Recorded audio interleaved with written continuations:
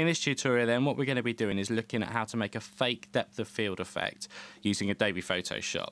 This is a photo of a friend that I took last year.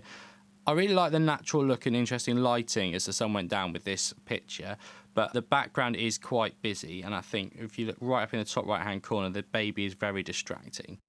If we want to blur the background out to create this depth of field effect, it should draw our attention back to the subject and create a cleaner, less distracting image. In this quick guide, I'm going to be using Adobe Photoshop CS4 for the Mac. The process should be the same for most recent versions, the CS versions of Adobe Photoshop.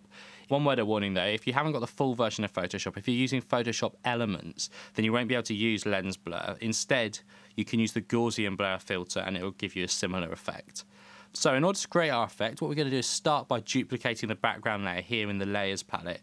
So to do that, make sure the background layer is selected, then press Ctrl-J or Command-J if you're on a Mac. As you can see, we now have a new layer 1 above our original image in the Layers palette. Now we're ready to start making our selection. I'm going to start selecting the area we want to be blurred out. So we're going to head over to the left-hand side of the screen here and click on the Quick Selection tool. Now for the purposes of doing this nice and quickly, I'm going to use a reasonably large, let's say 70 pixel brush to do the bulk of the quick selection.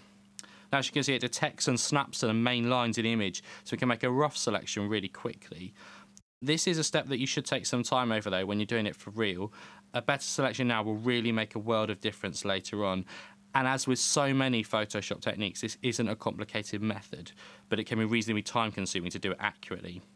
Now down here you can see we've selected too much as it hasn't detected the leg lines initially. But not to worry, if we hold down Alt, then we can use the same tool that we just used to deselect areas too. So if we're holding down Alt, deselect these areas around the legs, and then also go up to the top a bit to tidy up the hair a bit as well.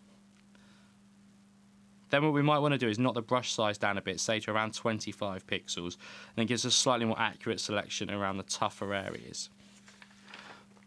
See, it's gone a bit too far there and we've got a few jagged edges around the hair, but by using the tool and holding down the Alt key and to subtract areas and add them back in again, we can easily, quickly get the selection back, and so I think now we've got a reasonable rough and ready effort.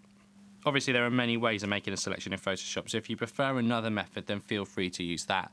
We're just using the quick selection tool here as a quick, easy way of making the selection.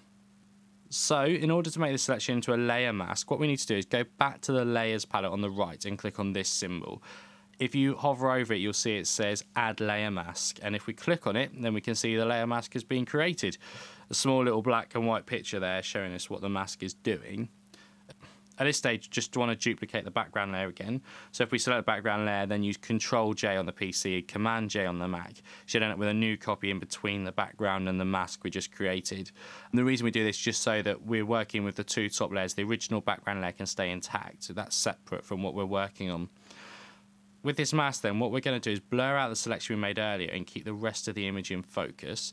So if we go up to the filter menu, blur, and then lens blur, that will bring out quite a variety of options. We're only really going to focus on a couple now. First of all, we need to make sure that under Source in the Depth Mask section, we choose Layer Mask. It's this layer mask we just created now that we want Photoshop to use when it decides which areas to blur and which ones to keep in focus. Then down here under Iris, we need to set the radius. Now this is what controls how blurry the background will be. It goes all the way up to 100, which you can see gives us a very blurry effect. I think this is too much for our photo, and I think it looks a bit artificial on this example, and all the way down to 0 where the photo is unaffected.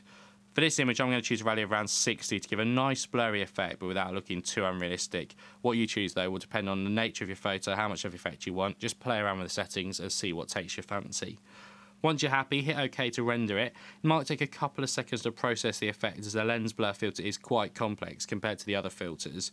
And there we go, that's our finished piece. As you can see, we've successfully got rid of much of the distracting background, made the subject the centre of attention again. Obviously there's some room for improvement. I guess most notably we could make the effect more realistic if the leg area gradually became out of focus towards the feet, rather than there being a hard line between the foreground and the background like there is at the moment. Also, we might like to blur some of the grass in the foreground to give a further sort of reduced depth of field effect. You can see how to do all of that and loads more stuff as well at our blog, digitalcamerabeginner.net. Hope you found this useful. We'll have some more tips soon.